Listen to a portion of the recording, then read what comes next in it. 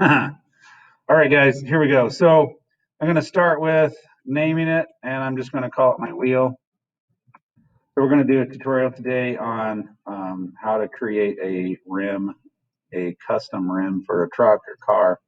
And I am going to go into teacher space, and that's where I'm going to save mine in teacher space. You're going to want to make sure and save yours in your own 3D space that you've created. Click OK. Sometimes this takes 30 seconds, and sometimes this takes like 5 minutes or 20 minutes. Hopefully mine doesn't take 20 minutes this time, but it's looking like it might.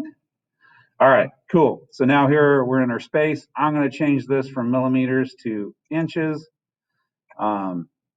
And move this out of the way and that out of the way. All right, now I'm just going to start pretty easy. My sketch, the line wants to know what plane do you want to start on. We're going to start on our top plane. And then I am going to come over here to view, click on this cool little cube and select this one. That way I know I am 90 degrees, that I'm looking head on, straight on to this view. So I've got a better view. All right.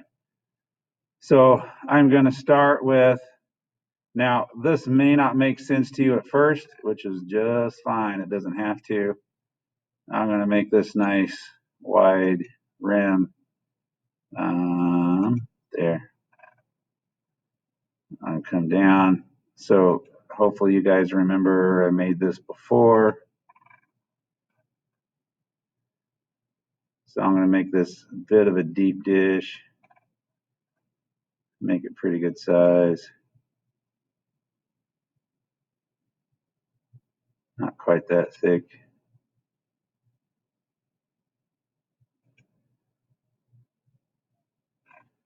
All right, zoom in so I can see what I'm doing.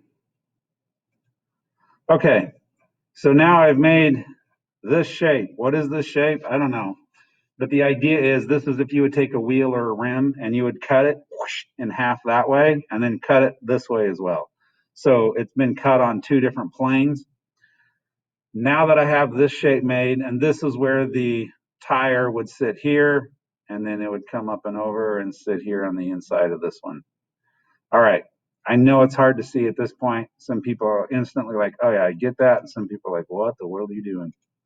So now to make the inside of the rim, I am going to place about a 2-inch line, and then I'm going to come over exactly 90 degrees with that.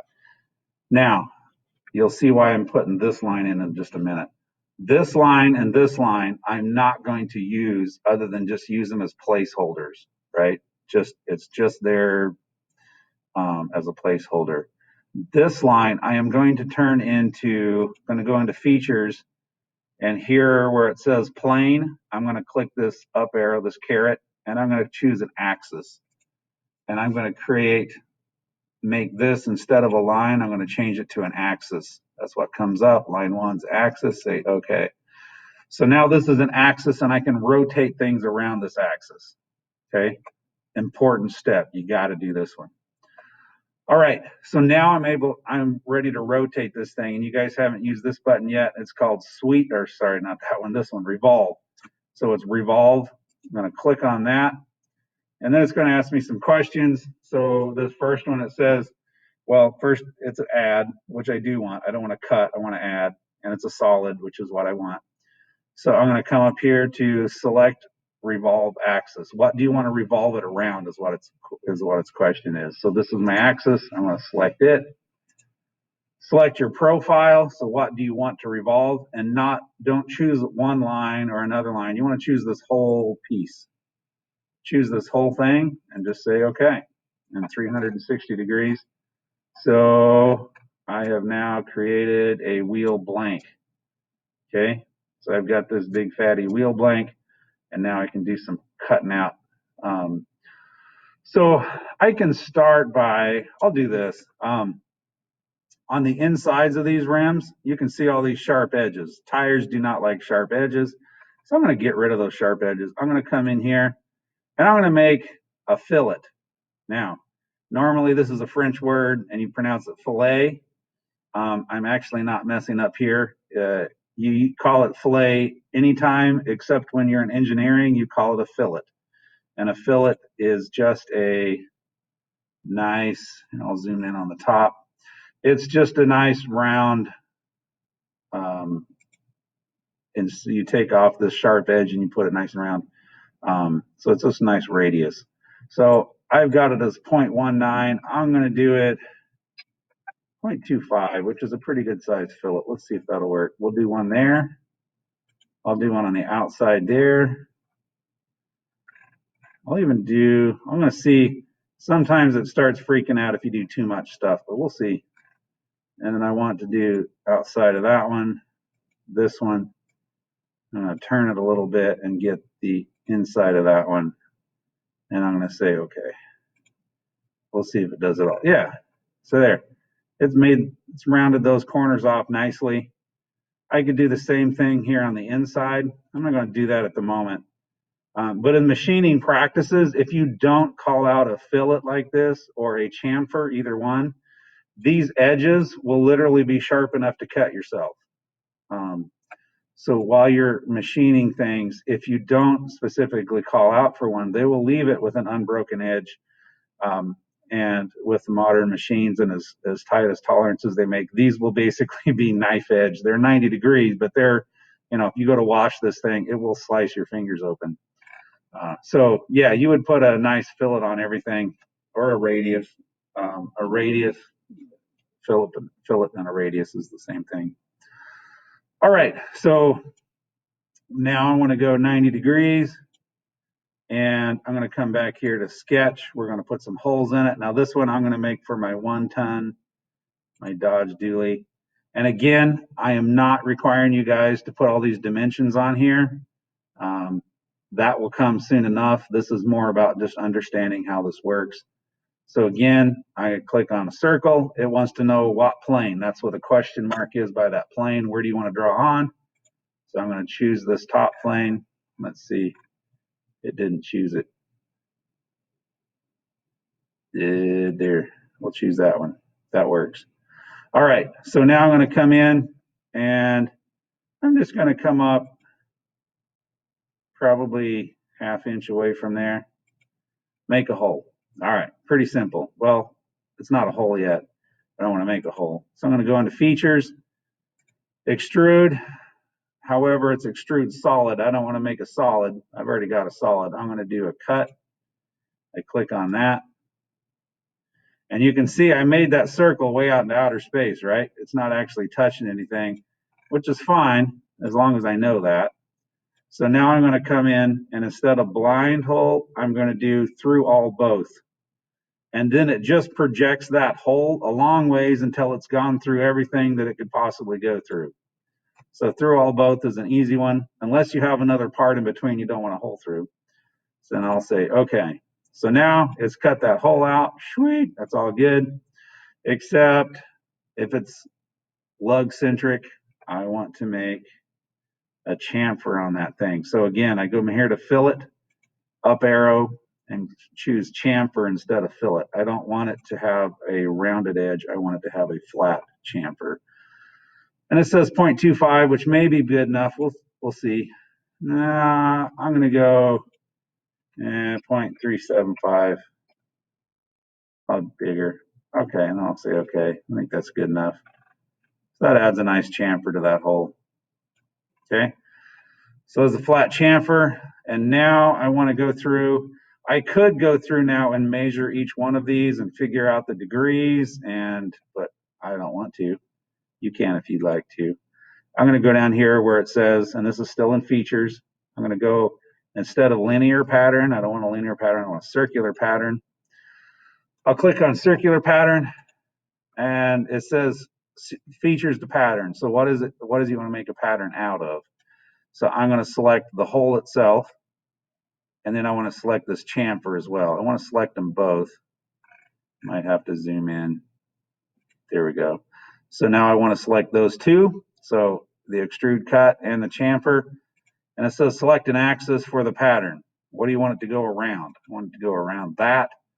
And it automatically wants to put 4 in there, which would be fine if I was doing it for a 1/4 ton, but I want to do this for my big 1 ton. So I'm going to change the instance angle to pattern angle, and that allows 360 degrees.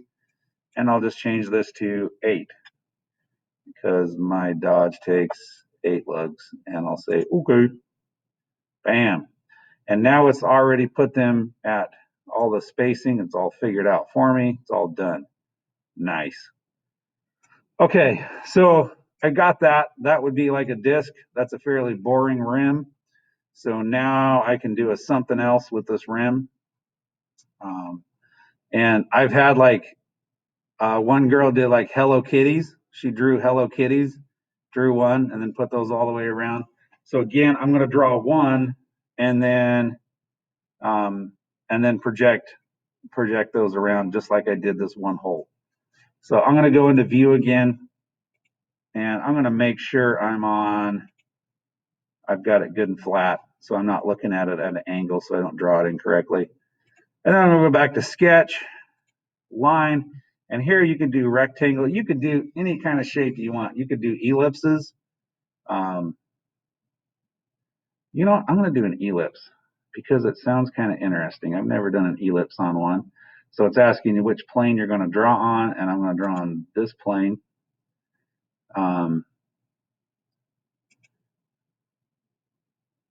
have no idea how this will look. I don't think it'll look very good, but we'll see.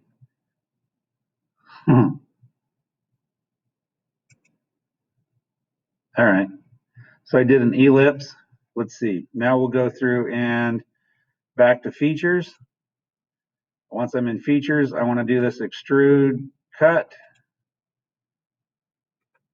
Okay, and then it always likes to do blind. I'm going to go ahead and do through all both. That just makes sure it gets far enough. It's going to cut through everything that needs to be cut. I don't have to figure it out.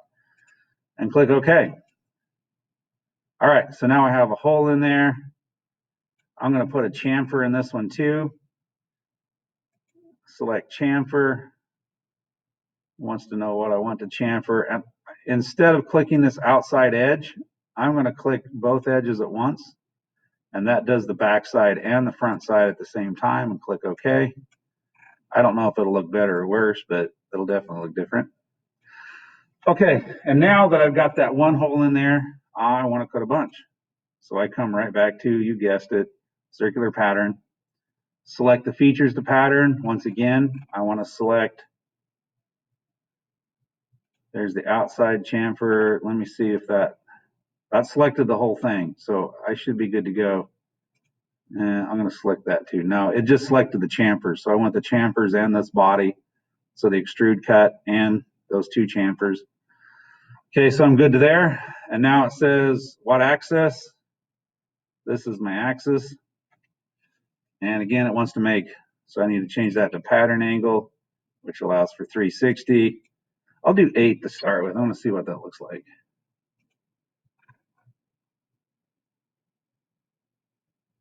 Yeah, it looks kind of, I don't like it. Let's put some more in. See if I can change the look. Let's do 10. See what happens when I do 10.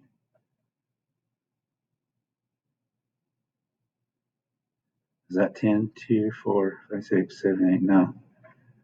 Here, let's do this. We'll click OK. It's got to think about it. Well, there's still 8. It didn't do 10, did it? All right. So this runs us into a problem, but that's actually a good thing. I'm going to come down here to my circular pattern. So I've done something. I don't like it. I'm going to come down here and click on it. And it's going to bring this up right here. Edit feature. So I want to edit that.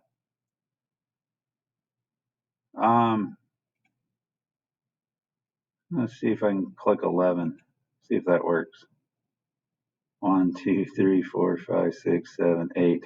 It's still only 8. So something's happening. Maybe I have too many. Maybe I've done too many and they'll overlap. So let's edit that feature again. Oh, I see. It's gone back to instance angle. I need to do pattern angle and 360. Ah, there we go. That fixed it. So yeah, for some reason it went back to instance angle. That's something we'll have to watch for. All right, so there's 11. I'm going to click up to 12. Can I do another one? 13. Let's see if it'll do one more without overlapping. I don't know. Let's see if it changes it out. I don't know. Is that cool? I don't really like it, but whatever. There's my custom rim. It's not a very wide rim, right? So it wouldn't be for big tires, but whatever. You get the idea anyway. So yeah, there you go. It's not like Hello Kitties or anything, but you know. All right, so there's a custom rim. Now, the cool part about this is, again, and I've talked about this before, we didn't just make a pretty picture. If I would have spent a few more minutes checking all of my distances, the heights, the widths, the diameter, the lug nut size, and the spacing pattern. So literally, if I would have spent probably another 10 minutes, I wouldn't have just a picture.